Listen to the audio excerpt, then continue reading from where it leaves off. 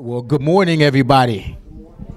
Well, I want to thank you all for coming out to our November edition of Coffee with the Mayor. I know there are a lot of other things that you could be doing right now. One of them is sleeping inside of your warm bed since it's 28 degrees outside. But instead of staying in the inside the covers and chilling out and turning the channels, you came out to hear important information that has specific relevance to you all. We really work hard to bring a lot of information to you all, and I think that's one of the reasons why you all come out every month, and we thank you. And today is no exception. We have so many wonderful events coming up in the month of November. We have so many wonderful programs. We just want to make sure you have all the information. We want to make sure you're able to ask all the questions. We want you all to be 100% informed, all right? So, of course, we know that today is Veterans Day. Some people observed it yesterday. Many offices were closed. Some will be closed on Monday. We have a speaker with us today from the Veterans Affairs Administration. He's going to give us some great information.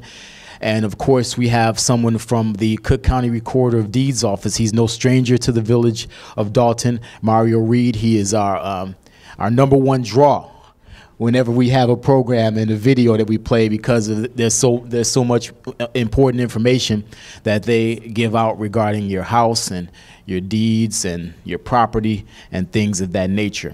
So let's begin first and foremost. I did just speak with the mayor. He is on his way, just so you all know. I know you all are saying, where's Mayor Rogers? It is Coffee with the Mayor and he's not here. He's on his way. He just talked to me. He's going to be here in a second, so do not worry.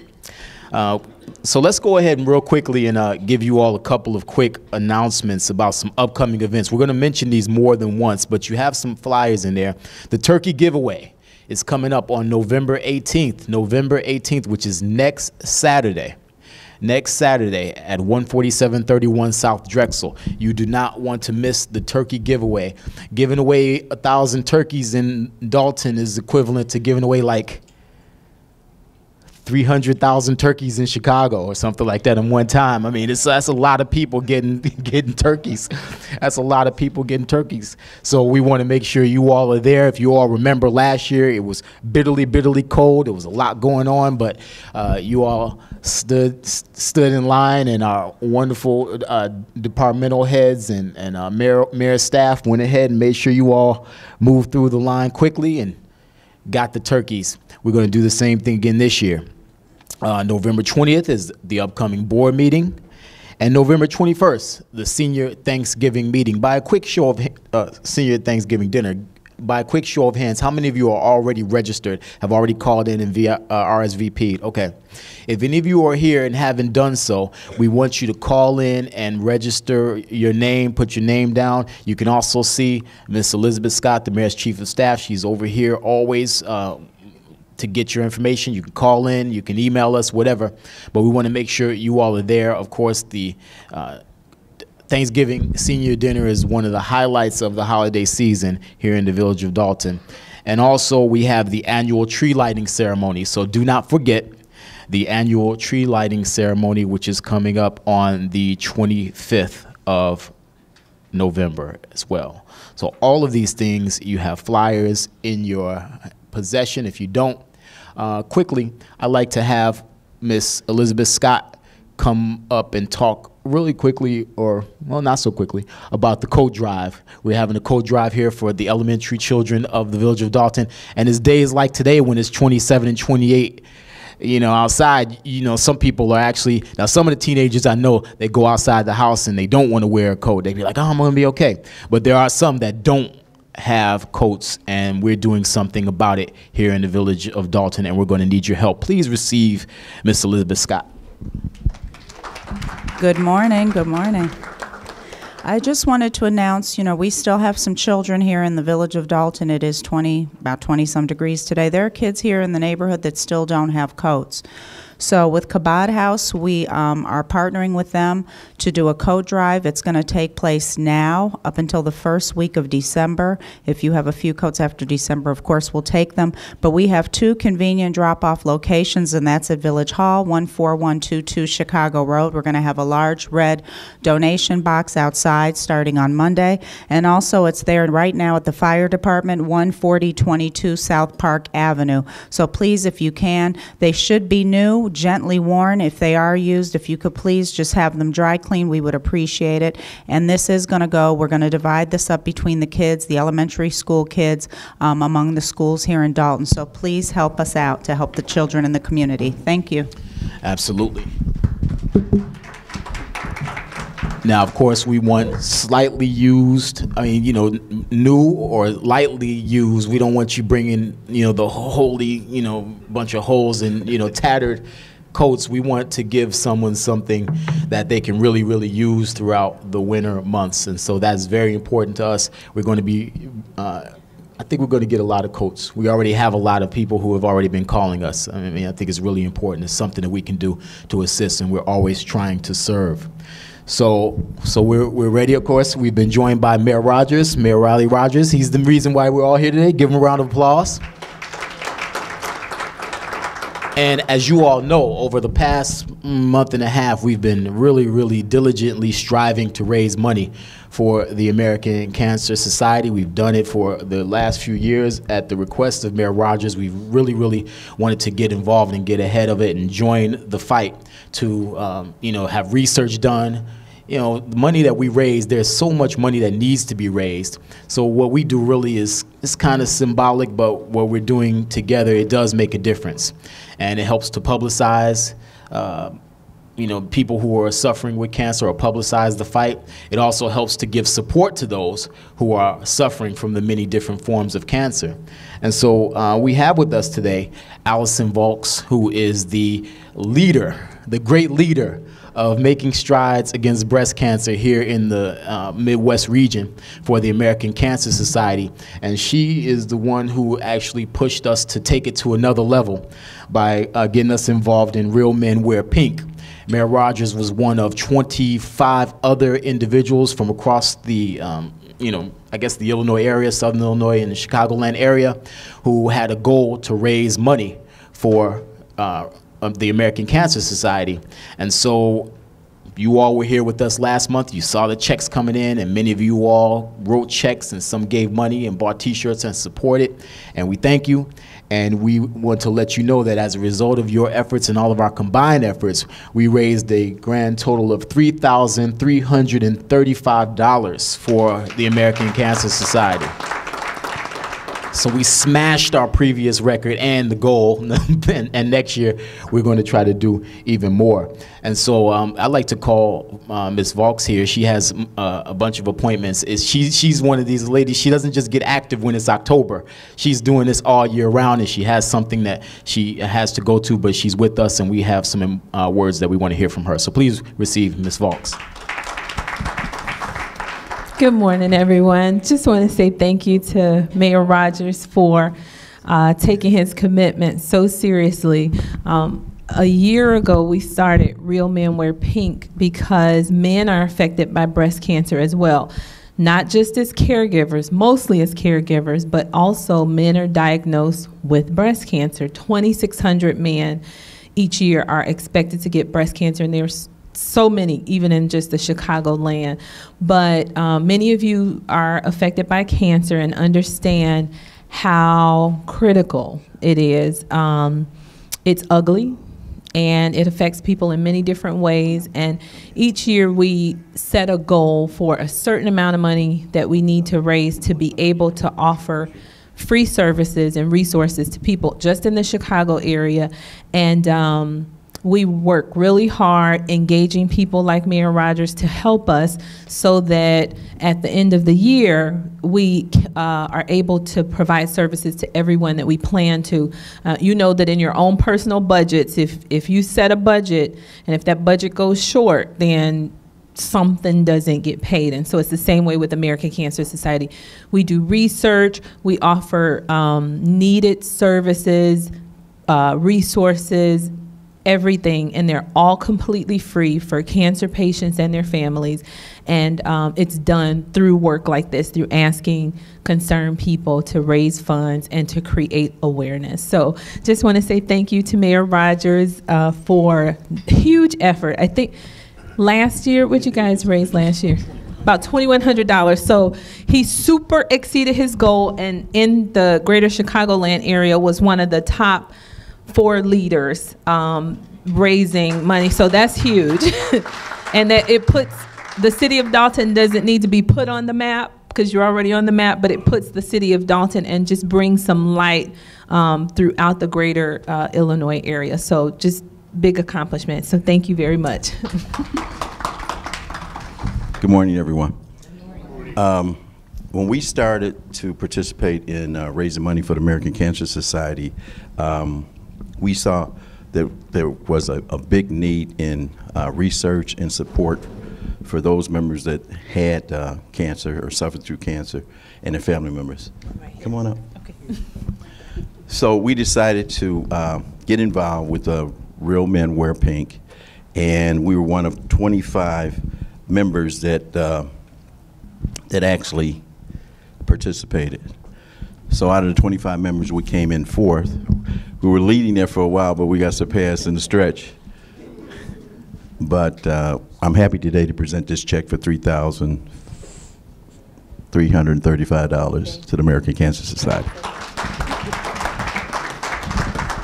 So what we'd like to do is, if we want to take definitely a shot there, but we want to have some of the individuals, if anyone wore pink today, I know some of you who gave money, if you all can come up here and stand around Mayor Rogers and Ms. Volk so you can be a part of the shot. If you want to be in the shot, you got about 5 seconds to come on up because we have to. But we would like, and if we have any breast cancer survivors, any cancer survivors who are here with us today, we'd like for you to come on up. Anyone else? Doesn't have to be everybody, but whoever would like to come up here, we want you to be a part of it. And I'd like to personally thank all those who gave to support this effort. We almost doubled what we did last year, but and we'll continue to go forward and move this very worthy project forward. Slide on in. If you slide on in. Let's get tight. We got a couple more people. Come on in.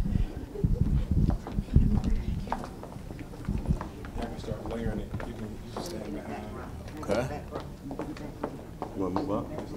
Yeah, that's it. Yes. Great. Yes. Great. All right.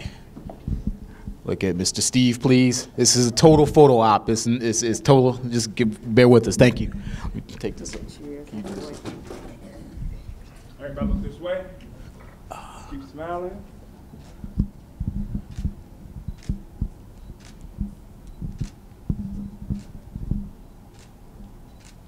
Okay, now we're right here.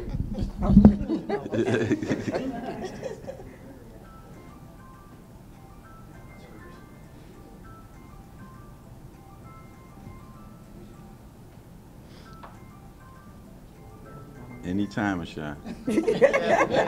I was taking a bunch of them. Okay, we got it. Thank you. Thank you so much. Everyone. And there is still time that you can still give now. It's not over just because the month is over. You can still give. You're able to give. They're still raising money all the time, so just give us a call. We'll assist you.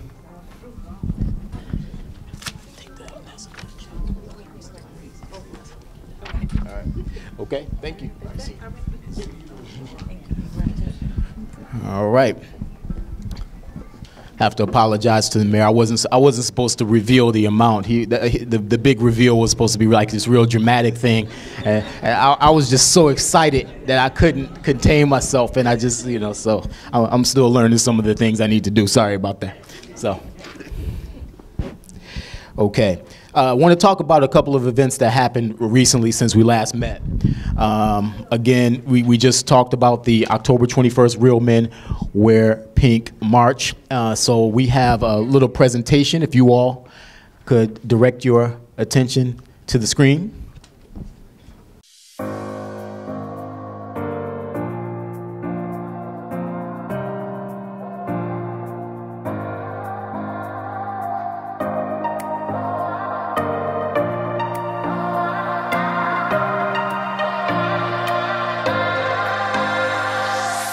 On Saturday, October 21st, Mayor Riley H. Rogers participated in the Making Strides Against Breast Cancer Walk, held annually at Soldier Field in Chicago. Mayor Rogers is a part of Real Men Wear Pink of the greater Chicagoland area, and as a member of that group, he was responsible for raising funds for research and for treatment for those suffering from various forms of cancer. Mayor Rogers was honored as a fundraising leader in his area.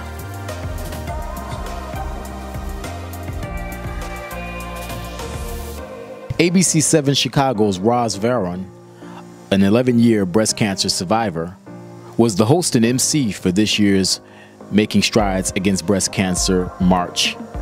She interviewed Mayor Rogers. With the help and generosity of many village residents and business owners, we've reached our goal, but there is still more to do. There's still time to give. If you'd like to donate, call 708-201-2960, the Office of Communications and Public Affairs. All right, let's hear it. Let's hear it for the Village of Dalton and Mayor Rogers. You know, I'd like to personally thank the people that support my office. Elizabeth, Ashad, Ed, they do a great job. They put this together. I didn't know they had put this together. So in regards to communications, you need good people around you to support you, and they do a great job in our office. So thank you personally. Okay. All right. Thank you, Mayor. Sometimes I don't see them, and I'm wondering what they're doing or where they're at, and they're doing this kind of stuff. I said, where were you at? I've been looking for you. Well, I was here, Mayor. I said, okay. So this is evidence of what they do. All right. October 26th, here's another great event that we had. We opened up another new business here in the Village of Dalton. City Trends, the grand opening. They have urban wear. They have all kind of, really everything in that store. When you go in there, they just have everything at nice, affordable prices. We just opened it up 2 weeks ago again, and many of you all were there. They gave gift cards to everyone, but I won't bore you with the details right now. I'll just direct your attention to the screen.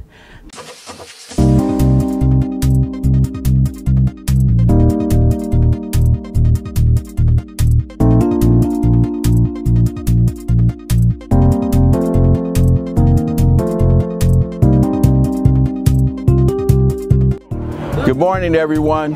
As we continue our economic development here in the Village of Dalton, we're happy to welcome City Trends store opening up here today for the grand opening here in the Village of Dalton. We're here for this ribbon cutting along with the Regional Vice President, our store manager, and our district manager, and many employees that stand behind us, and also our elected officials here. So we welcome this new economic development situation here in the Village of Dalton. City Trends, we wish you the best of luck. And along with all of the potential customers that are standing here, which will receive gift cards, the first 100 people, and I'm happy to announce that this is the 548th store opening for City Trends throughout 39 states here in the United States. So welcome Regional Vice President, welcome Store Manager, welcome District Manager, welcome elected officials, welcome all the employees and all the customers that are standing here waiting for the 3 minutes that's going to be where we're going to have this grand opening. So we're going to do the ribbon cutting right now, and we would like to have all the residents of Dalton support this new economic development, support this new store in the Village of Dalton. Yeah!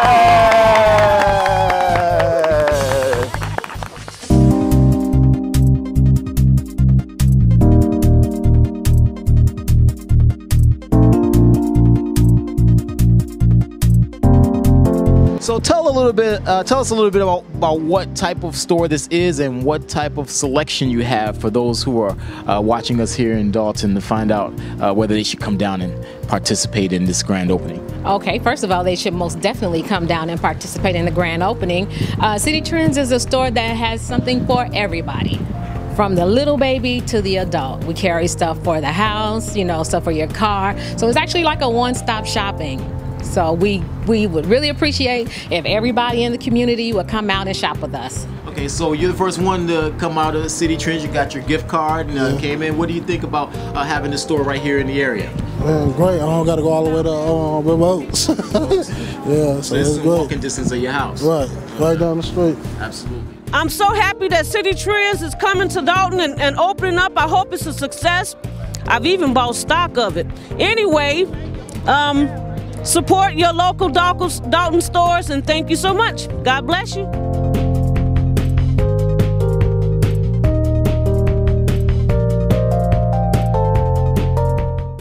All right, let's hear it for City Trends. 1323 East Sibley, and those of you who know, that area over there hasn't been anything in that area for a while. Now, when you drive by going down on Sibley, there's cars there, parked there looking, and there's people inside the store. So that's good. I know everybody may not shop there, but we want to have a variety of places. And anytime you have something there, it's better than a vacant building, making no money, bringing nothing to the village, providing no services. So that is what we're doing, and that's the first that's the most recent one, but there are many to come under Mayor Rogers' leadership. All right, so at this point, we want to tell you also, I don't know if we have a video yet for that, but we had a candy giveaway for all the children for a variety of reasons. Many parents don't like for their children to go out on the night that's traditionally known as Halloween. Some have religious beliefs that prevent that. Others feel like it's a dangerous time. It's kind of rowdy for having your children out there. So as an alternative, Mayor Rogers sponsors just a huge candy giveaway before that day during the daytime or midday, where the children can come and wear their costumes and have fun in a safe and controlled environment. And that is what they did. We had many children in there totally overdosing on candy, running around at full speed. No one got hurt, but they ran at full speed. We had it here at the Dorchester. As far as I know, everybody survived without any nicks or bruises, and we plan on doing that every year. So anyone who participated or helped bring candy or brought your children or grandchildren or told them about it, we thank you very, very much. So are there any other questions regarding any of those events that we talked about? Okay, well, we're ready for our presentations. So again, we mentioned earlier that this was Veterans Day. This is always the day where people remember those who have served in the armed forces. And so we ask you all to come out today to participate, and we also have someone from the Veterans Affairs Administration who's going to be here. He is a U.S. Naval veteran. I'm sure he'll tell you a little bit about what he has done and what he has to offer and what the office has to offer, because we know there are many people around who are veterans of foreign wars who need help. They need help, and so here's a man who has services and resources that he's going to let you know about. He's George L. Aponte, and he's coming on up. This is his time. Thank you for coming. Thank you for having me. Thank you, Mayor Dalton. I appreciate the invitation. Elizabeth, thank you, and the staff. To those that are veterans, I wish you all the best today. Thank you for your service. I'm a retired Navy veteran as well, so I understand what you're going through. I work for the Department of Veterans Affairs, and we're looking to have more veterans join us, simply because we have a lot of different events, different benefits that you guys are entitled to. A lot of you guys are not taking advantage of that. My job is a vocational rehabilitation counselor, so what I do is I try to do an assessment on veterans and try to get them employed, partner up with different companies, such as the Village. It's important because my mission is to make sure that we get those people that are looking for employment to get employed, provide a worthwhile living for them, try to get them as much resources available to them as we can. You know, all the different benefits are entitled to them. A lot of people have a lot of questions. They don't know where to go. So I work for Jesse Brown. Please come on up and visit me. I'm available to anybody. I'm a little nervous, so please bear with me. So this being Veterans Day, I want to wish you all the best. I work with a program called Compensated Work Therapy, where people come into our program, we do an assessment, we evaluate them, and at the same time we also make sure that we partner up with companies so that they can also have the best of both worlds. the skills that they brought in from the military, plus any new skills that are available to them. Having said that, I want to say thank you. That's all I have to say. Thank you all. Happy Veterans Day.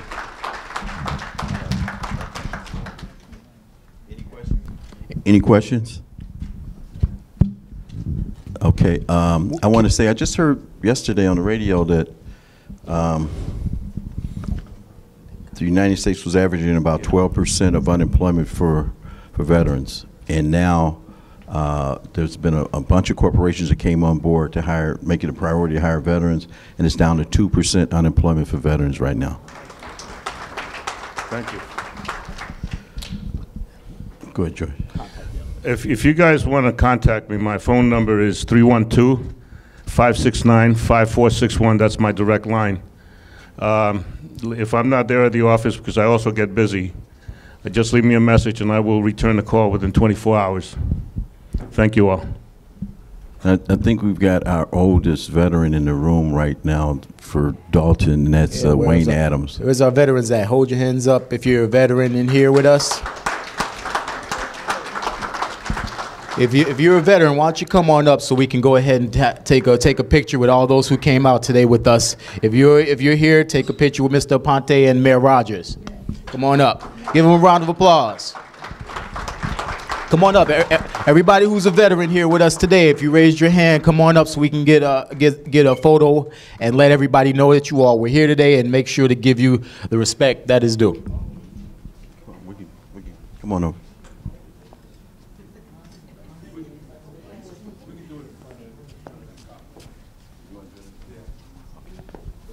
If you guys could just come right back here. Right back here. We're going to take the picture.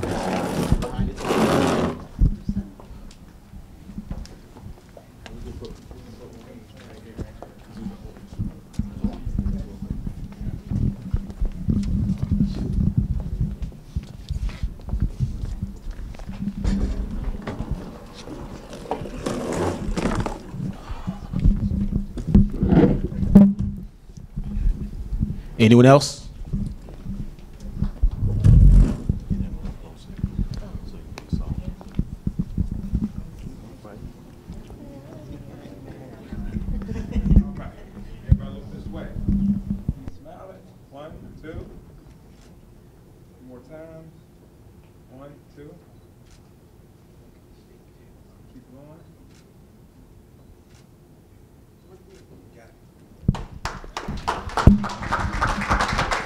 Great.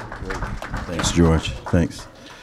So now everybody has to get back in that uniform they were in when they were 18, 19 years old. If it still fits, right? Morning, Tim. How you doing? Tim Parker here in the house here.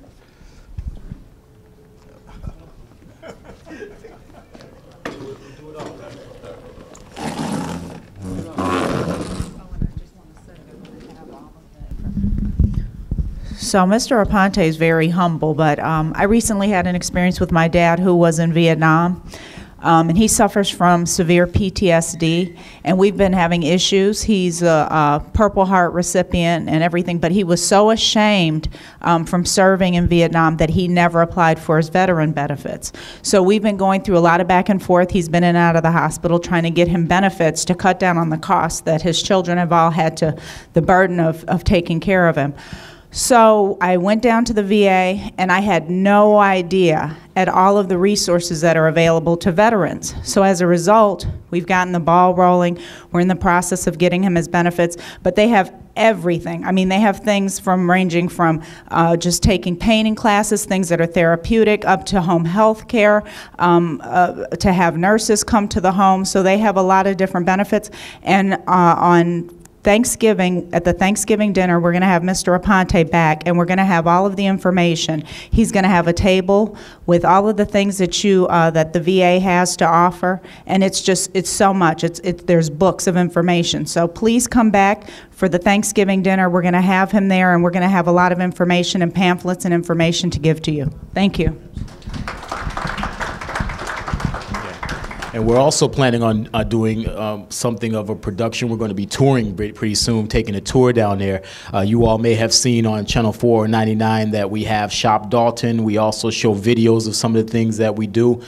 We have a talk show, a current affairs, public affairs talk show called Take Another Look, where we're always giving the information out. So that is a plan that we have for the next few weeks. We're going to work out all the details and bring that information to you. So Channel 4 and Channel 99, if you don't have Channel 4 or 99, you can look at it on YouTube. And if we don't have your email address, do not leave this meeting today without providing your email address to us so we can keep you informed about everything that's going on here in the village of Dalton. Not just here in Dalton, there's some things that we get that we send out that are relevant to you all that you could take advantage of as well. All right? So quickly, we mentioned earlier several events we have coming up, and Mayor Rogers is going to add to that. We talked about the turkey giveaway coming up on Saturday, November 18th. So Mayor Rogers, did you want to? I just want to say that this turkey giveaway, we are going to give away 1,000 turkeys and or turkey certificates. We did it last year. In 20 minutes, we were giving out 400 turkeys. So I think this is the largest event in regards to giving away turkeys around the Thanksgiving season. So we know that there are people in need for food, and I won't say all 1,000 that came needed it, but we fed the residents of Dalton. Our senior Thanksgiving dinner, that's going to be next week. Is it next week? Week after next. November 21st. Last year we had close to 400 residents come to the senior dinner. And just like the turkey giveaway and the senior dinner, we have a number of residents from other communities that try to get in or try to participate. Turkey giveaway, we had a number of people from Chicago, our next door neighbors. Towards the end, we did give a few turkeys away to non-residents, but we're mainly trying to service our residents. So along with that, we've got our annual tree lighting coming up. We'd like for you to participate in some of these things, but we want to continue to try to bring businesses here. We want to continue to try to serve our residents and do things that are very positive in the community of Dalton. So I thank you all for participating and all coming to join us in these festivities. Yeah. Now, at the senior Thanksgiving dinner, Mayor Rogers wanted it to be more than just a dinner. So, as Elizabeth mentioned, we also will have some presentations or people there who have information from Oak Street Health, many different healthcare centers to give out information. They have some free giveaways. I think we have, as of right now, we probably have 6 or 7 tables. So it'll be kind of like a mini information fair at the same time that we're having the dinner. So, you know, really, we want you all to come out and participate in that and get some of the great information. You know, we want you to take advantage of all the information that we have and all the resources that are available, which is why we have Coffee with the Mayor. So it's all for you, and you can always call the offices, the mayor's office, to get any information on any of the things that we've mentioned. Okay, also, great. At the annual tree lighting ceremony, you know, this is 125 years of the village of Dalton being incorporated, and so we have a special giveaway for the first, like, maybe 30 or so people who get there. We have a special giveaway for you all, so we want you to make sure you get there early. It'll be something to commemorate 125 years, all right? And you know, these things that we give away, we ask our business leaders and our business entrepreneurs that's in the village to participate. A lot of times we go to them so often, but they still give, you know. This 1,000 turkey giveaway is going to cost close to $15,000, and that's coming from the community, our business people. So we ask that you make sure that you support those business people, and we have a number of volunteers that help us on an annual basis, on a regular basis. I won't say annual, but regularly. So support these businesses because they're the ones that provide coats, the candy giveaway for the children, toy giveaway, senior dinner, senior turkeys. So we ask them on a regular basis, and they get tired of seeing us, but they give. Yeah. So support them. That's right.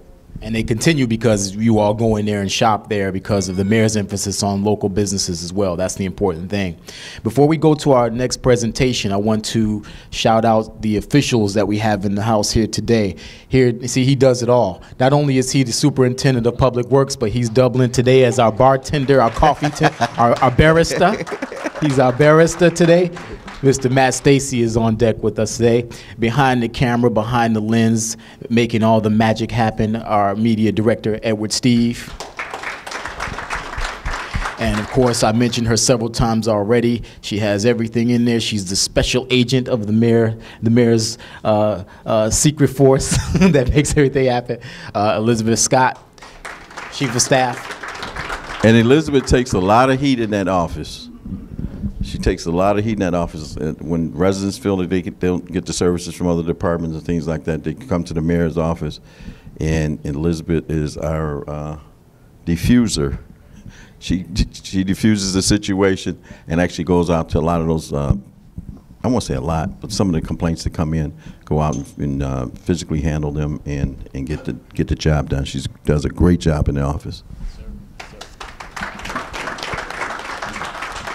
All right, so at this time, we'd like to go ahead with our other presentation. And of course, you know that the Cook County Recorder of Deeds is a very important office. It was a mystery to many people, but not anymore because of the many times we've had their department here, their office here talking to us about what's going on. And the presentation is so clear, it's so concise that when you leave, we still get calls afterwards for people trying to get more and more information, spreading the information to others, having them call our office. So it's almost like we have a satellite office now here in the village of Dalton as a result of the great work of the Recorder of Deeds office, Karen Yarborough.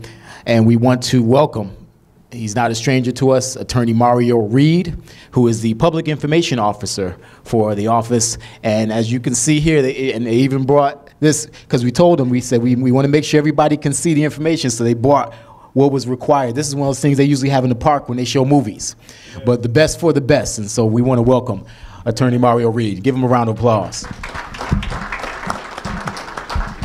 Thank you kindly, Ashad, and greatest of mornings, everyone. First and foremost, I would also like to say Happy Veterans Day, happiest of Veterans Day, because today is their day, and our office really genuinely cares about veterans. As Karen Yarborough, the recorder, she has done a tremendous amount of work on behalf of veterans. The reason why she's not here on this morning is because she's at Brookfield Zoo participating in their day of service, where they're going to spend the entire day catering to veterans. So we really care about veterans at the Recorder of Deeds office. We have a free military discount program, free veterans and military discount program. So any of you who are veterans, or if you know any veterans, please encourage them, or you all come on down to our Markham office and we will get you our free military and veterans discount card, which will qualify you for discounts at over 200 retailers and vendors throughout Cook County. It is a free card. The discounts range anywhere from 50% to as much as 75% in some instances. So come on down. All you have to do is bring in your VA benefit card or your DD-214, and we'll get you your free discount card. In addition to that, we can also record your DD-214. So for those of you who are veterans and are familiar with that DD-214, it's your discharge paper that we will put in our private index, so that way if anything ever happens to your hard copy, we will always have one on file. Yes, sir. Can you come down Monday and do that? Yes, we will be open on Monday at Markham, as we took off yesterday. So come on down Monday. How many offices does the Recorder of Deeds operate from? Great question. So our office is inside of City Hall, downtown Chicago, 118 North Clark Street, room 120. But we do have 3 satellite offices. And potentially we're going to get a 4th one here in Dalton, hopefully. But we are in the Markham Courthouse. We are in the Bridgeview Courthouse, as well as the Rolling Meadows Courthouse. So we have 3 satellite offices: Markham Courthouse, Bridgeview Courthouse, and Rolling Meadows Courthouse. So you can always come out there. So at this time, once again, my name is Mario Reed, and I'm an attorney with the Honorable Karen A. Yarbrough, Cook County Recorder of Deeds Office. On this morning, I am joined by our senior investigator, Ms. Davis, who she is extremely, extremely important to the office because she's the one who will help you get your home back after it's been stolen. And I'm going to explain how that happens and, more importantly, how to prevent it from happening. Ms. Davis is going to come around right now, though. For anyone who did not receive one of our packets of information, please raise your hand, because there's several $1,000s worth of information inside of there that's going to save you and your loved ones tons of money. So please raise your hand. We will come around and get one of those packets of information for yourself.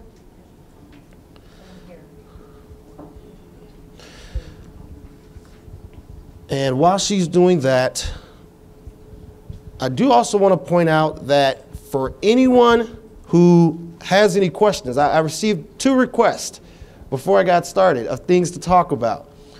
One of which is quitclaim deeds, and another of which pertains to the property after death program, which we're going to discuss. So please, if you have questions, go ahead and jot them down, because this is now the 4th time that we've been here, and I want to make certain that any questions you all have, we get answered. So feel free to jot those down, and we will address those.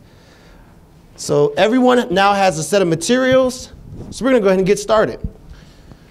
So the reason why Ashad invited us out, and I want to point out that Ashad sent me an email probably about a month ago, and in the email he said, "Mr. Reed, we'd like you to come out." And I said, "Ashad, when do we start calling one another Mr. Reed and Mr. Trice?" Because we've been working together for years now, and I thought something was wrong. So I'm glad to be home here in Dalton. So how many homeowners do we have in the room? How many of you own a home? All right. How do you know? How do you know you own a home? So in the back, I heard taxes. It's usually in the back of the room that we hear about taxes. So if you pay your tax bill, which I hope you do, that means absolutely nothing. Does not mean that you own your home. If you want, I will send you my tax bill. Feel free to pay it, and you will not own my home. So I think someone up front said, your deed. Your deed. Excellent. So you recently went to that shoebox in the back of the closet, and you dusted off that deed. That does not mean you own your home. That does not do it. Because when is that deed from? When you made the agreement to purchase the home. When you purchased the home, which for some residents here in Dalton could have been 30, 40, 50 years ago. So that deed will not ensure that you own your home. How are you sure that you own your home? Everybody raised their hand and said, I own my home. Yes, ma'am. You got to pay for it. That is true. So you paid off your mortgage, and the mortgage company sent out what's called a release. And then you put it on your wall, hung it up on your refrigerator, and with pride you said, I've paid for it. But that release does not mean you own your home. It's not what it takes. So this is the 4th time I've been to Dalton. I know someone was here for the early one. How do you know you own your home?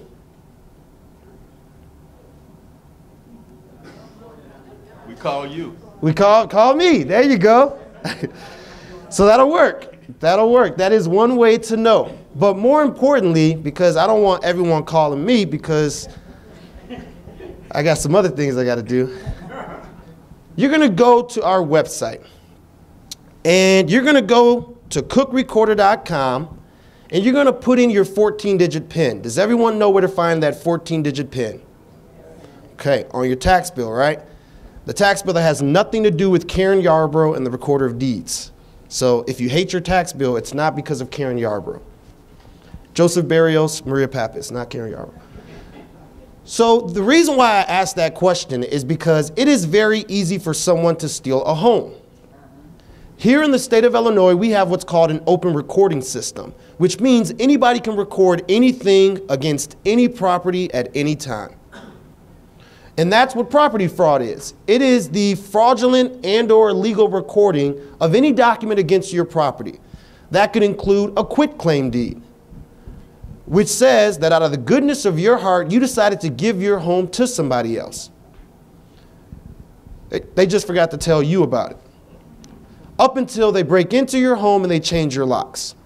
So right now, I'm going to show a very brief video of how this happened to the former treasurer of the city of Chicago, Stephanie Neely.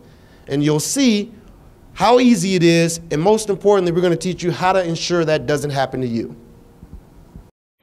By law, it is a line anyone can stand in and a fee anyone can pay. $40 is all it takes to get a deed or other document officially recorded in Cook County, a simple perk of open government openly abused by serious scammers. I think they call them, financial parasites. She was new to her office as recorder of deeds when Karen Yarborough says she first spotted the trouble. To steal a home, all you have to do is doctor some paperwork up and Photoshop it, bring it to the recorder's office, record it, voila, you own a home. Con artists exploiting a system that relies on the honesty of those who use it, recording forged documents in order to steal a home outright. Sound far-fetched? This is a kind of crime that I never imagined that could happen. It did to Chicago Treasurer Stephanie Neely until it happened to her. I get this call, I'm like, what do you mean someone has changed the name on my deed? What do you mean? How did they do that? In her case, a stranger recorded a fraudulent deed, waited until she was at work, and then changed the lock. They want to physically be in your house, because once they're there, it's very difficult to get them out. Precisely what happened to this Chicago woman. This individual had paperwork that was Xerox that showed the deed was in his name. She asked us to conceal her identity because you're in constant fear that they will try something next, because believe it or not, they did come back 3 days later. One man connected to her case was arrested and convicted. As the recorder's office continued to field fake documents, I decided that I couldn't sit idly by and watch this happen. Yarborough brought in this man. They believe that the government created artificial duplicates of all of us. An expert on sovereign citizens, the extreme anti-government movement often behind this crime. They believe they can completely ignore our government and do whatever they want to do with impunity. Pitcavage calls it paper terrorism and teaches the red flags, like the punctuation sovereigns add in the middle of names, the refusal to use mainstream addresses or zip codes, and how they employ lengthy, arcane terms. The flurry of documents they file may be fake, but their threat is real. They're bullies. They're brazen. They think that nothing can touch them. A lot of times they'll come in and overwhelm our frontline staff. It may be 20 of them will come in. Yarborough has a catchy comparison she uses to get a non-believer's attention. In Illinois, it is easier to steal a home than it is to steal a car. It's fraud and, they're taking people's homes. So there is now a simple way for some homeowners to protect themselves, the free property fraud alert system. You load your property index number, then you get an alert if any document is recorded in connection with your property. Counties across the country are now turning to this kind of system as these cases of mortgage and property fraud continue to grow. Lisa Parker, NBC5, investigates.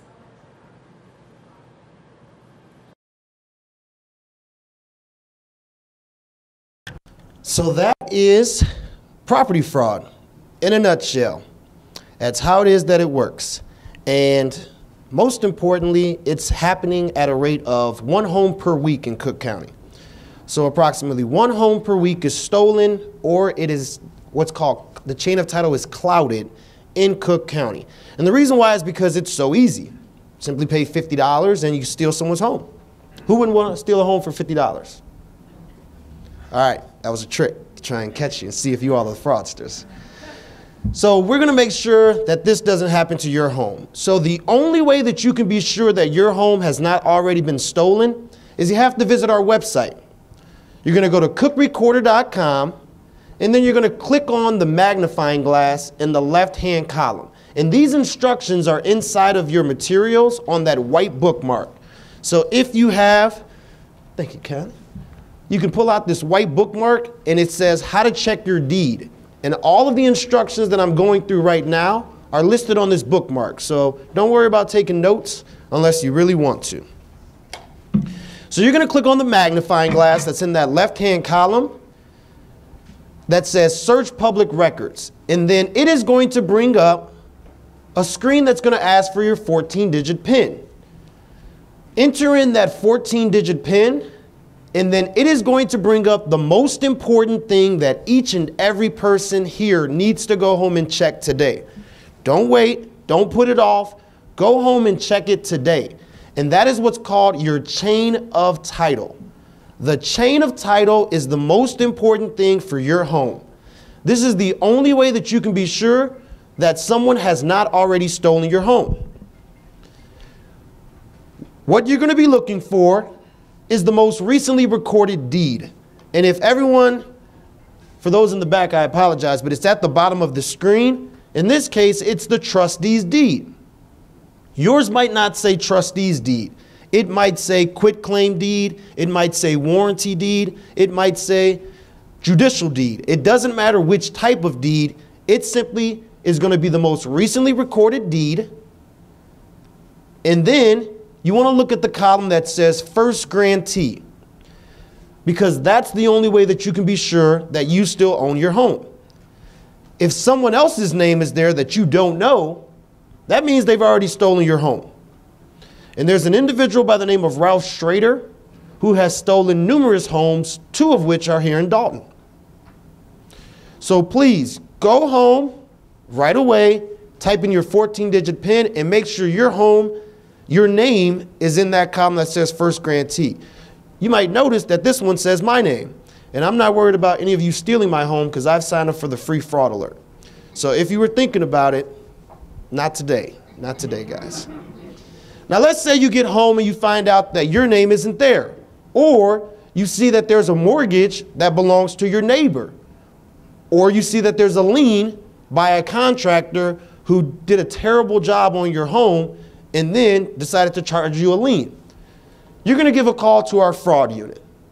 And our fraud unit's number is 312-603-4000, which is on this blue bookmark that's inside of all of you all's materials. When you call that number, there's about a 90% chance that you're going to speak with Ms. Davis. And Ms. Davis is an expert at fixing your property's chain of title problems.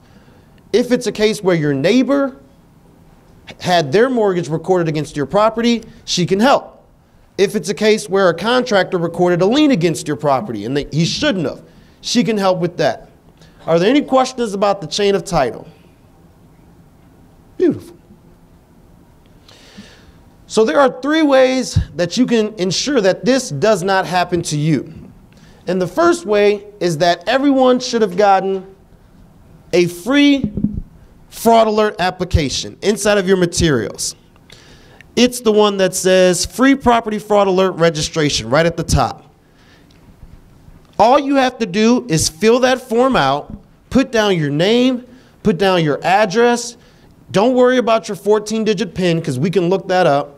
And then put down the email address and or phone number that you would like for us to call you at or email you if a document is recorded. Once we're finished today, you can head over to our table, and we're just going to need to see a driver's license or a state ID to make sure that you're not the fraudster, because we don't like helping them. And then we're going to get you registered. We'll sign you up so that way, whenever a document is recorded against your property, we're going to call you, and we're going to email you and let you know that a document was recorded. If that document should not have been recorded, you tell us, and then we'll assist you in getting it nullified at no cost. This program is 100% free, thanks to Karen Yarbrough.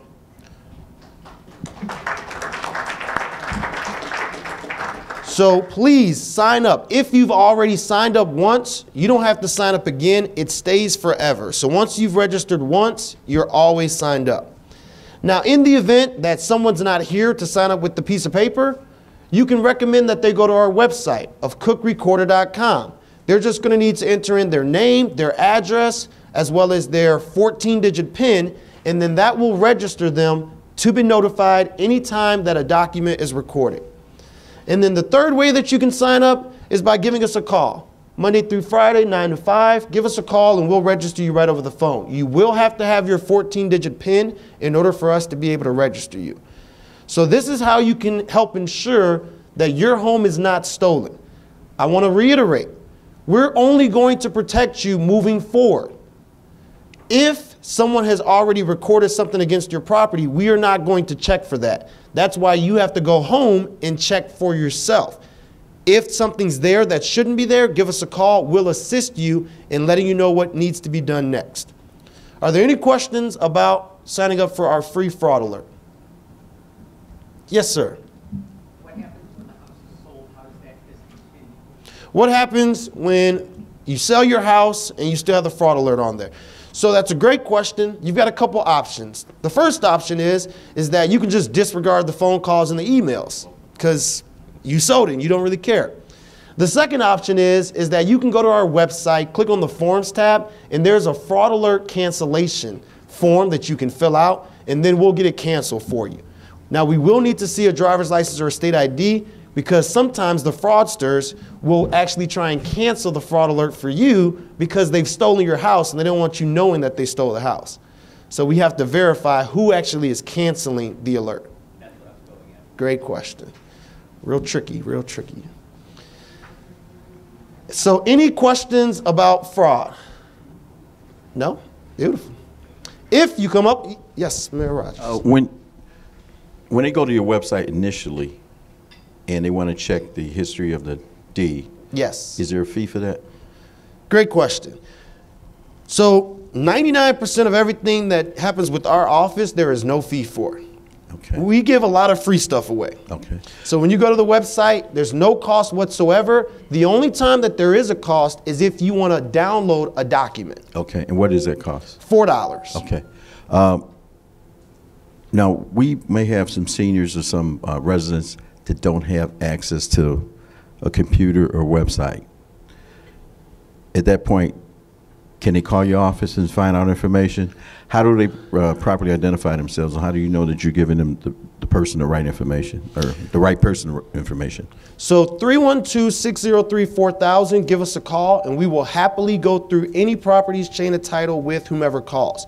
As far as how do we know we're giving the information to the right person, as long as it's a person, we're giving it to the right person, because everything with our office is part of the public record.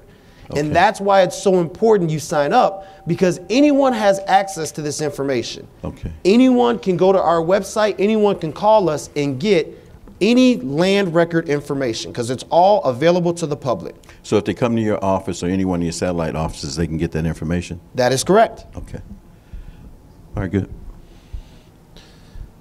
If by chance you come up with some additional questions once you get home, please give us a call. Ms. Davis, as I mentioned, she's an expert at sorting through your property's chain of title.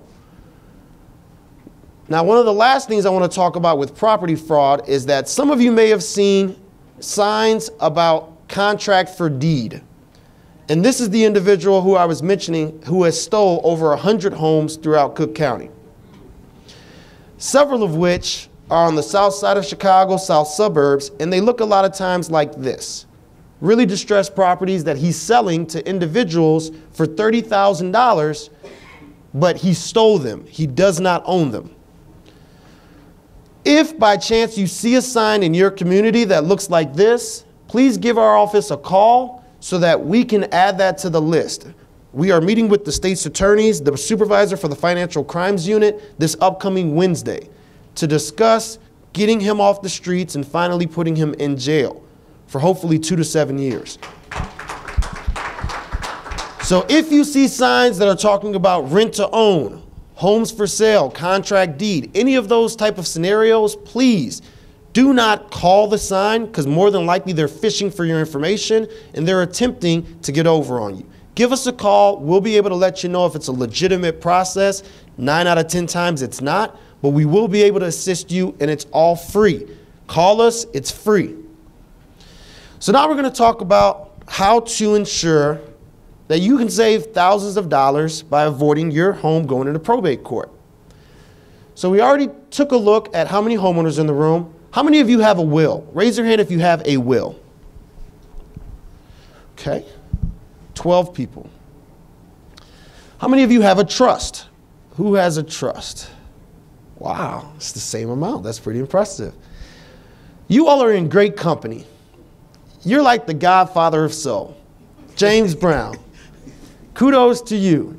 You took the necessary steps to put a plan in place. How many of you have nothing? Raise your hand if you have nothing. There you go. That gentleman was proud. Hand shot right up. You got nothing. Good for you. You all are in good company as well. You're like Prince. You didn't do anything aside from get a house, cars, and all that other good stuff. So everyone in here is in pretty good company. Can I interrupt? Fanny Gordon, is she here? You have an emergency. Your daughter would like you to call her. Sorry. Hey, okay. That's important. It's impressive. That's very impressive. Got a message through. So what's going to happen with each of them?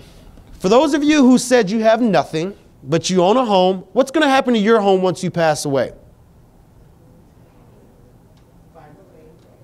What was that? Fighting. All right, that's true. There is going to be fighting. But what's going to happen? The state's going to take it for taxes. I can always tell when I'm at an outreach in the south suburbs of the south side of Chicago. Someone always thinks the state is going to take your home. Bruce Rauner does not want your home. He wants everything else, but not that home. So no, the state's not going to take it. If the taxes aren't paid for several years, usually about 7, the county will take it, or whomever purchases the taxes. But that takes a long time. But what's going to happen? Goes to probate court. That is correct. And for those of you who are unaware with what probate court is, it's a specific division of the circuit court which deals with dead people's stuff. Is probate free? No. Does probate cost $20? No. Has anyone been through probate recently? By chance, are you willing to share how much it cost you? No. Okay. A-okay. Completely understand, because it's a very sore subject. This past Wednesday, we were at Lawndale Christian Community Church on the west side of Chicago, and one of the attendees raised her hand, and in disgust, she said that she has paid $17,000 for the probate process. Does anyone know, is probate fast? No. Does it take 30 days? On average, the probate process takes 18 to 24 months. So for those of you who raised your hand and said that you own a home, and then proudly raised your hand and said that you have nothing, congratulations, you just set your loved ones up for 18 to 24 months of thousands of dollars in legal and court costs. Okay, I can feel it. I can feel the glare myself. And rightfully so, because who wants to spend 2 years in probate court and thousands of dollars? What about those of you, there were 12 people who said they have a will. What's going to happen to your home once you pass away? Somebody said it. Still goes to probate. And she was shocked because all this time you've been told get a will. That's the magic bullet. Well, unfortunately, you were lied to. If you own a home and all you have is a will, your home has to go through probate. 100 out of 100 times. There's no way around it. You are not going to avoid, your loved ones aren't going to avoid probate court. It's going to take them 18 to 24 months to get the house in their name, and they're going to have to pay $2,500 to $7,500 in legal fees. The only thing you're going to save them is about 15 minutes during one hearing session. So you can think of that will kind of like Geico. It saves you 15 minutes. But a will is just a suggestion. And I don't know if anyone's ever made a suggestion to a judge, but they don't always go along with your suggestions for some crazy reason. So that's how a will works. Now, 12 people raised their hand and said they had a trust. Was it free to set up your trust? No. Did it cost $20? No. Anyone want to share how much they paid for their trust? Yes, sir. $1,300. $1,300. You got yourself a good deal. Good for you. $1,300. The average, so $2,000. I heard someone in the back say $2,000. That's about the normal cost of a trust. Yes, ma'am. $1,000. Okay, this isn't the Price is Right. I don't think we're gonna get down to $1. But you got a deal. You got a deal. You worry about the average, so don't worry. You're in good company. So, on average, a will or a trust will cost anywhere from $750 to $5,000, depending upon the complexity of your estate. More assets, more money. Does anyone have a land trust? Any land trust? How much do you pay for your land trust per year? $90. Okay, so you got it a while ago. Good for you. And because it looks like you're about maybe just got 25 or so, you're going to be paying that $90 for at least another 75 years because you look great and you're going to be living for a while. But the reason that you paid all that money to get a land trust and you're paying to maintain it is because you want for your loved ones to avoid probate court, right? No? Yes? Right, you want to avoid probate court. But how does that happen? What happens to your home once you pass away? 12 of you paid all that money to get a trust. What's going to happen to your home? It's already in the trust. Eventually, the trust is going to be open, and it's going to be a cost for that. Yeah, eventually the trust is going to be opened. And it's not actually called open, but it's going to be called dissolve. Someone's going to dissolve the trust. And who's going to dissolve that trust and get those assets out of it? The attorney. The beneficiary. Well, yep, that's correct. And who do we name as our beneficiary? Our loved ones, our kids, our siblings, maybe our nieces and nephews. And they're going to be responsible for dissolving that trust. But there's a problem. How many of us, after teaching our kids how to tie their shoes, how to sing their ABCs, we taught them how to dissolve a trust and take property out of a trust and give it to themselves? Raise your hand if you taught your children how to do that. No one? No, we didn't. So when someone doesn't know how to do something of a legal nature, who do they have to call? Us attorneys. And as full disclosure, I am a licensed attorney in the state of Illinois. But my motto is that attorneys should only have to work when necessary. Because every time we work, what else happens? Ching ching. Ching ching is right. We get paid. And does anyone know how much it costs for us attorneys to dissolve a trust? Too much. No such thing as too much when us attorneys are working. We do excellent work. Anyone know, any ideas, how much is it going to cost your loved ones to dissolve that trust? Probably $5,000. About $325 an hour. That's a deal. That's a good rate. So on average, about $1,500 to $3,000 to dissolve the trust. So you paid to set it up, you pay to maintain it, and then your loved ones pay to dissolve it. But the reason you did so is because you wanted to avoid probate court. But did you know that it could still end up in probate court after all that? Remember, James Brown. You guys are like James Brown. James Brown died on Christmas Day of 2005.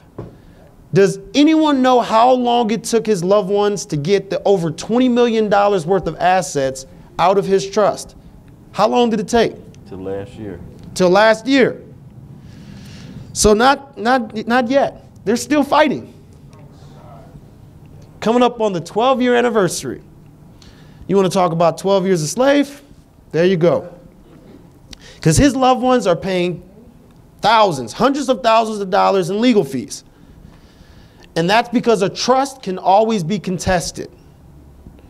So you pay to set it up, you pay to maintain it, and it can still end up in probate court.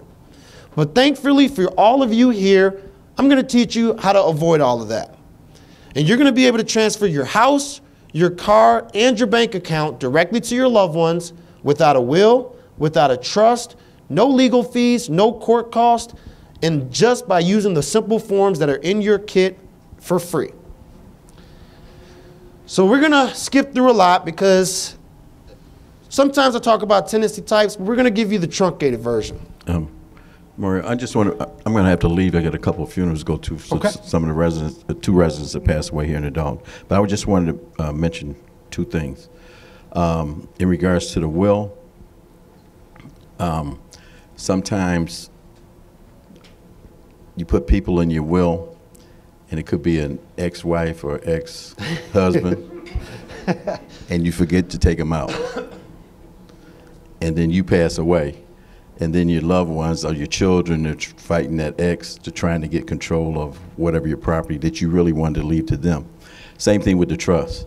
So I just wanted to mention that even though you make a will and you make a trust, you need to stay up to date on it, because you can have your sister or brother in there as the beneficiary, and now your sister and brother don't talk anymore, or you're mad at each other, and then you suddenly get hit by a car walking across the street, and the person you've been arguing with for the last 5 years, you know, relationships change, so you got to stay up on it on a regular basis. I just wanted to mention that. Not that I've been affected by it, but yeah, it doesn't sound that way at all, Mayor I know Rogers. somebody that's been affected by it.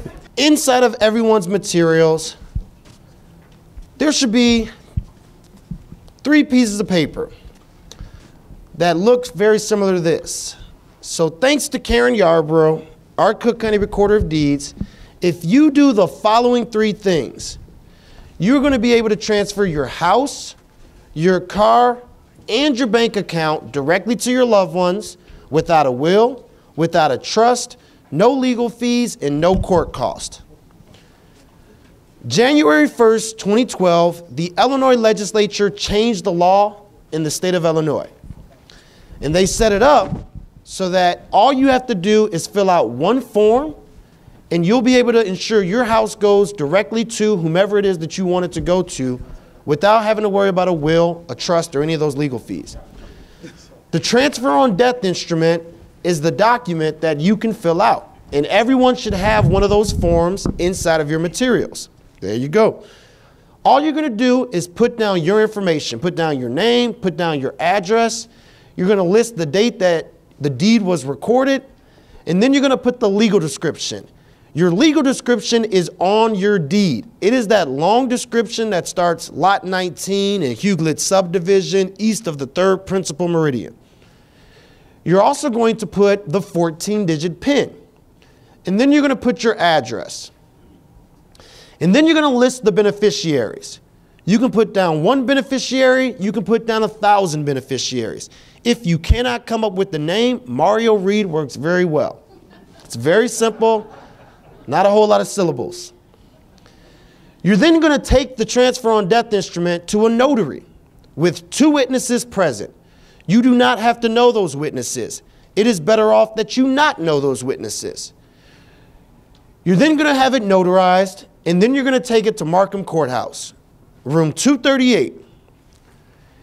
It's going to cost you $50 for the first 2 pages, and you are done. You have just ensured that when you pass away, your house will automatically go to whomever you listed as the beneficiary. No will, no trust, no legal fees, no court cost, no waiting. Just that simple.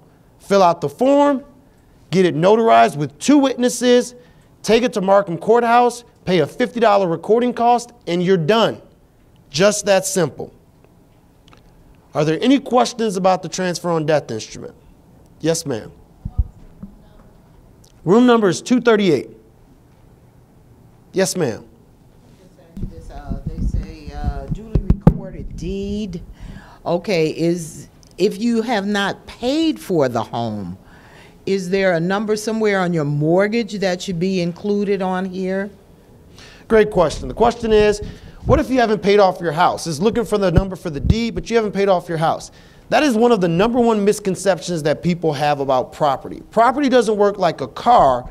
Property works totally different. When you first buy your home, that's when you get your deed. That's when you become the owner.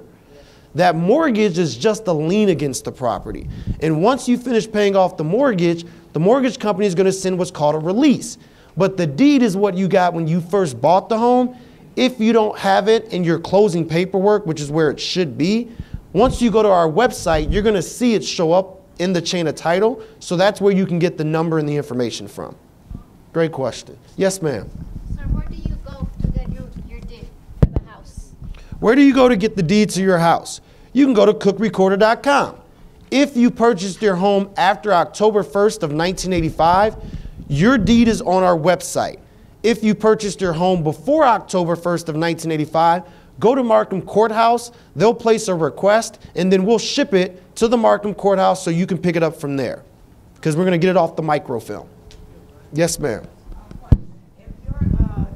Current deed is you and your spouse, but you fill out one of these transfer of death instrument and you want to leave your portion, I guess, at home or your part to your children, and because the spouse is already on there. How does that work? Great question. If two people own a home and they want to ensure that the home goes to the children, both people have to fill out the transfer on death instrument. You'll sign before the notary, both the husband and the wife, and then when the last of the two passes, that's when it'll transfer to the kids. Yes, sir. Can you just transfer your half of the home? Great question. Can you just transfer your half of the home? So another one of the misconceptions about property is that people usually think if a husband and wife own a home together that they only have 50%. That's not how property works. Both owners have 100%. So if it's joint tenancy or what's called tenancy by the entirety, each person has a 100% interest.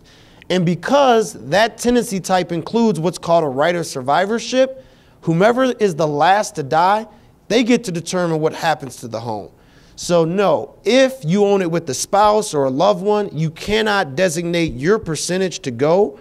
You can still do this, but then you have to hope that you outlive the other person.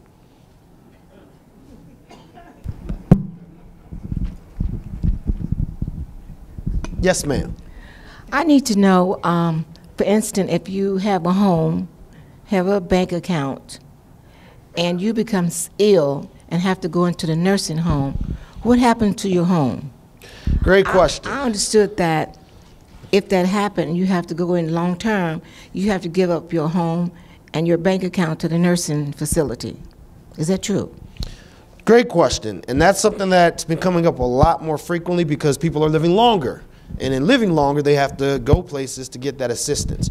So you brought up a couple things. First and foremost, everyone should have a power of attorney.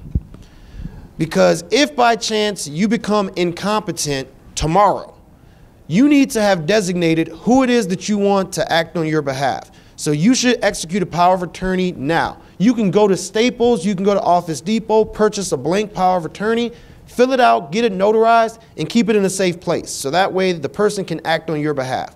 That's how a power of attorney works. Secondly, if you own multiple assets and you're getting ready to go into a nursing home, it is a great idea to work with an estate planning attorney as well as with the financial planner, because they can ensure that your assets are not seized as a part of that long-term care. When you go into a long-term facility, you're going to enter into a contract.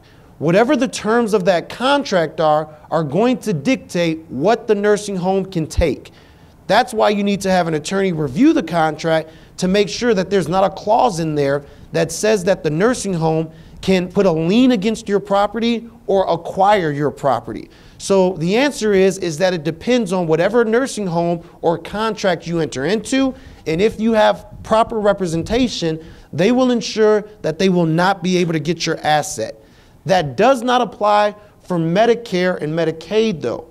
If by chance you have to go on to those different programs, the state can always put a lien against your property. There's nothing you can do to avoid that one aside from what's called purging your assets within the 7-year look-back period.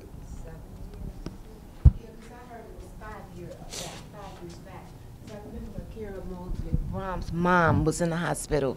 She got her assets out of the bank and she had to repay it back because she took it out, you know, before that 3-year period.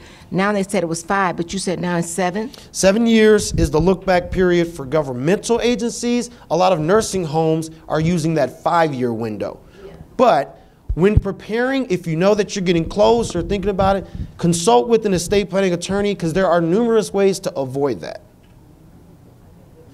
And it can be done. All right, so this takes care of your house. You fill this out, you get it notarized with 2 witnesses, you record it, and you're done. The only other thing that you need to do is you need to tell your loved ones that you did this. Whomever you're giving your house to needs to know that you did this. Because once you pass away, they're going to need to take a certified copy of your death certificate into the Recorder of Deeds office. And we're going to give them this form, the acceptance affidavit. And they're going to fill this out. They're going to put down that legal description. They're going to list the percentage of the property that you wanted them to have. They do not have to have any witnesses for this form. It does have to be notarized, and it is going to cost them $50, and they are done. Just that simple. They fill this out, they get it notarized, they pay $50, and the house is theirs. This is their new deed, no will, no trust, no legal fees, no court cost, no waiting. Just that simple. So we've taken care of the house. After the house, what's your next largest asset? The car. In the state of Illinois, you can designate who you want your car to go to. Inside of your materials, there's this form, the beneficiary affidavit, which is free. Once again, compliments of Karen Yarbrough. All you have to do is fill this form out. Put down your information, put down the information of the vehicle, and the information of who you want your car to go to once you pass away. You don't have to have any witnesses for this form, but it does have to be notarized. So both you and your loved one will have to go to the notary together to get it notarized. Take it to the Secretary of State, the DMV, file it with their office, and you are done. That will ensure that when you pass away, the vehicle will automatically transfer to whomever you've listed as the beneficiary. No will, no trust, no legal fees, no court cost, no waiting. Yes, ma'am. That is correct. If you have 2 automobiles, you need to fill out 2 of these forms.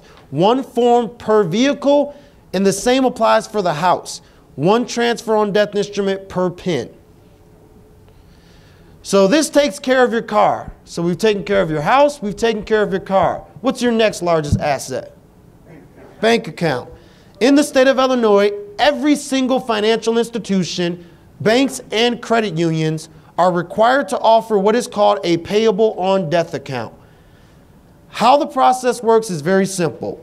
Simply go to your bank or to your credit union and ask them to set up your checking and savings account as a payable on death account. You have to use that language, payable on death account. Once you ask for that, they're going to give you a form that's going to look similar to this, which is called a beneficiary designation form.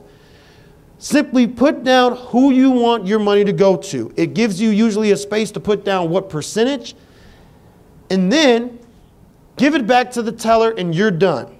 It does not matter if you have 1 beneficiary or 1,000 beneficiaries. If you're still struggling to come up with the beneficiary name, Mario Reed works very well for this one. Better than the other one. But after you give it back to the bank, you're done. Once you pass away, your money will automatically go to whomever you've listed as the beneficiary. No will, no trust, no legal fees, no court cost, and no waiting. When you pass away, all they have to do is take a certified copy of your death certificate into the bank, and the money is theirs. Doesn't matter if there's $68, like what's in my account right now, or $6.8 million, like what I'm sure is in all of you all's accounts right now. It automatically transfers right over. Yes, ma'am. Suppose you have if you have an account with the credit union and the bank, you need 2, as you do for power. That is correct. Every place that you have an account, you need to do one of these. And a lot of times people will say, well, what about if it's a husband and wife and both of us are on the checking account? Has anyone ever heard of a husband and wife passing at the same time? Because of that, it's a great idea to ensure that whenever the last of you passes, the asset will automatically transfer.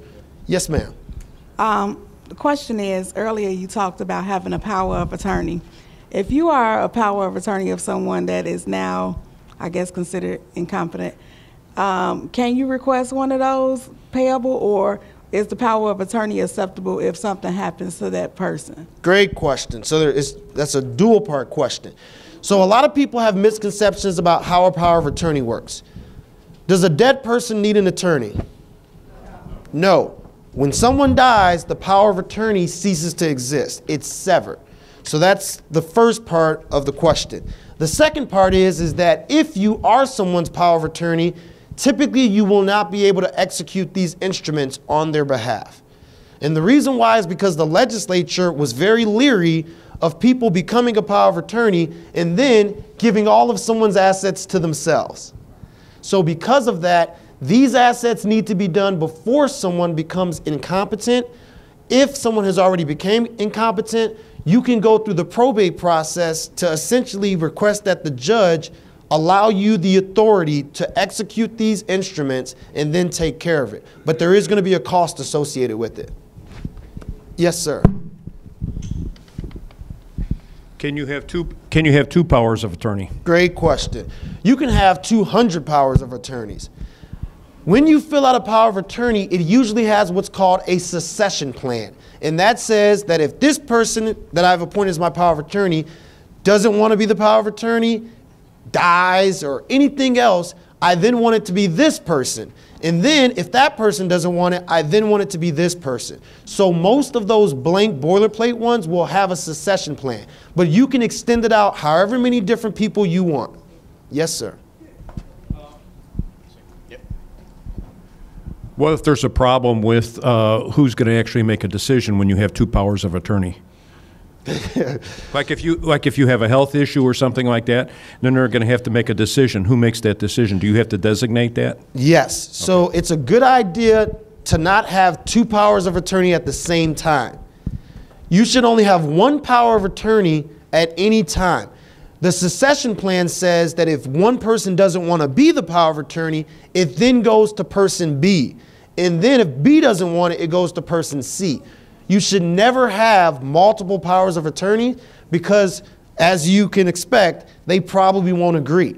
You do also have the capabilities to designate one person for health-related matters and one person for financial-related matters. So if you want to get into those more specific layers, that's when it's a great idea to consult with an attorney because they can custom tailor a specific plan that works best for you. How early do you have to do this? Like, what if you have children who aren't quite 18 or 20, if they're 21? Can you do it like now if your child is like 7 or 8 years old or whatever, just so you can have it out of the way? I just have Great question, Ashad. How many of us know when we're going to die? Nobody. So you should do this plan Monday when we're open because none of us know when we're going to die. Now, as far as putting down the beneficiaries, that is a really good question because if you have young children, those are some of the instances when a trust does come into play because you want to appoint someone to take care of your family's estate while it is that they're becoming of age. If you list your beneficiaries as minors on any of these instruments, whomever is their legal guardian will step into their shoes up until they reach the age of majority. Now that can be a good thing and a bad thing. The bad part is that that person is going to have the authority to act on behalf of your children. So they could do some bad things. The good thing is that they can't sell the house because it's not theirs. They're just acting on behalf. So you do have some protections, but that's what you should be putting in a will. A lot of people will say, what do I need a will for if I'm doing all of these? If you have minor children, put down who you want to be their legal guardian in the will, and then let that person know if something happens to me, I've got these tools set up, and this is going to ensure that you'll be able to take care of the kids, but hopefully they'll do the right thing and not squander everything away. Yes, sir. What if you have a bank account, land, houses, or whatever in another state? Does the same principle applies? What's going on here in Illinois? Great question. So all of this information applies to the state of Illinois and the state of Illinois exclusively. 27 of the 50 states do have a similar process for the house. As far as the cars go, most states also have the same process for the car, and then most states have a similar process for the bank. But you have to check with each individual state as to what their process is.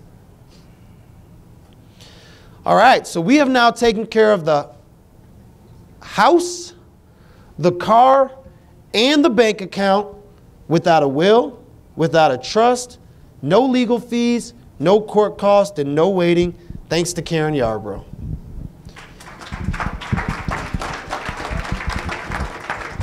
In the event that your loved one doesn't do any of this and they pass away, you can still potentially avoid probate court. So long as the assets are less than $100,000, in the state of Illinois, there's a process that's called a small estate affidavit.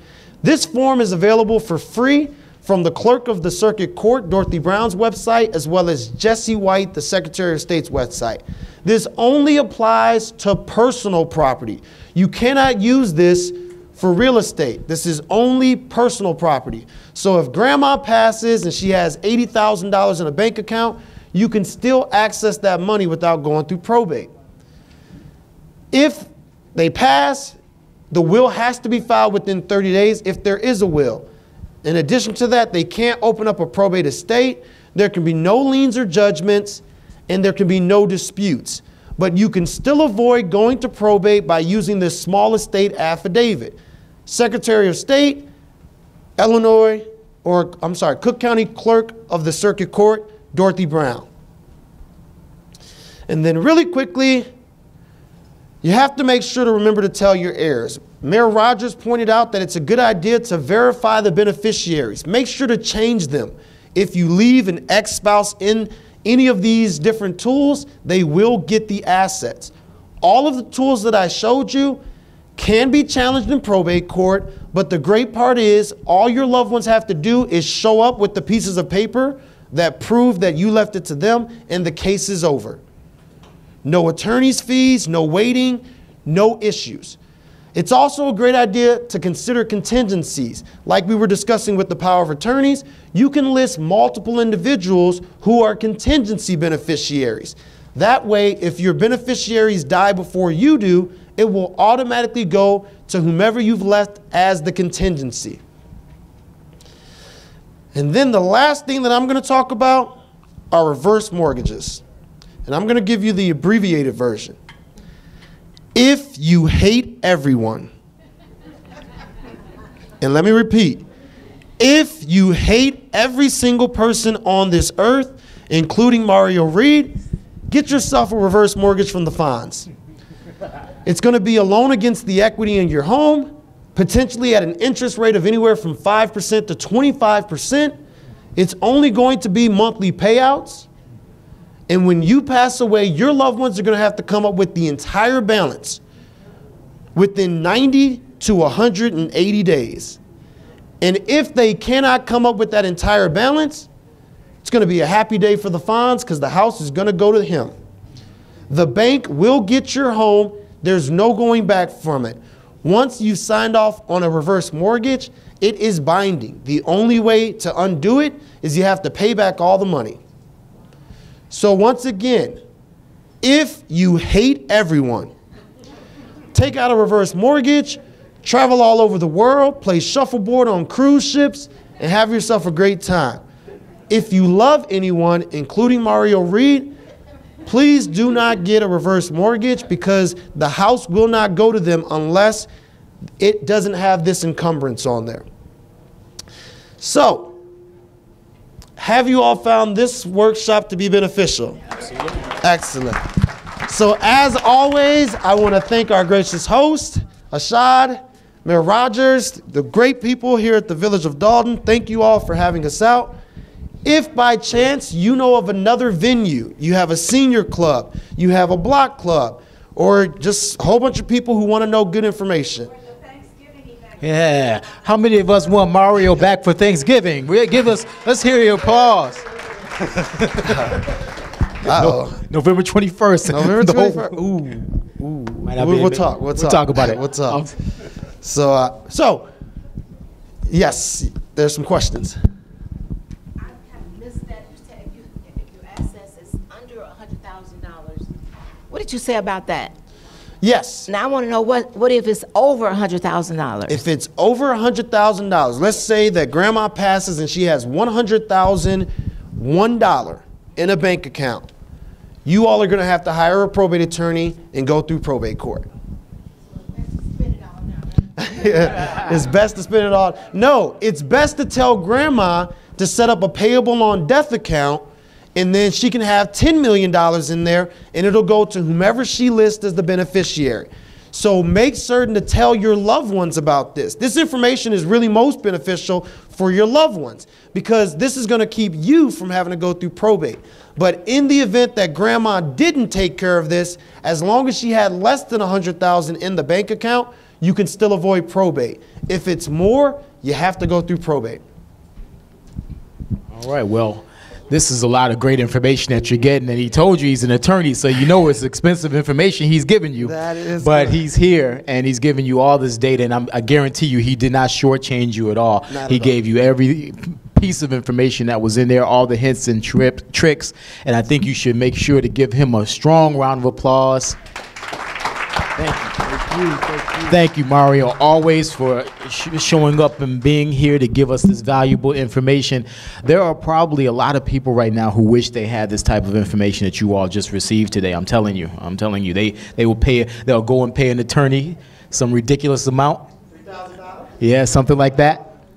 Cleaning out that bank account to make sure it's under $100,000 once they, and so okay, that's it.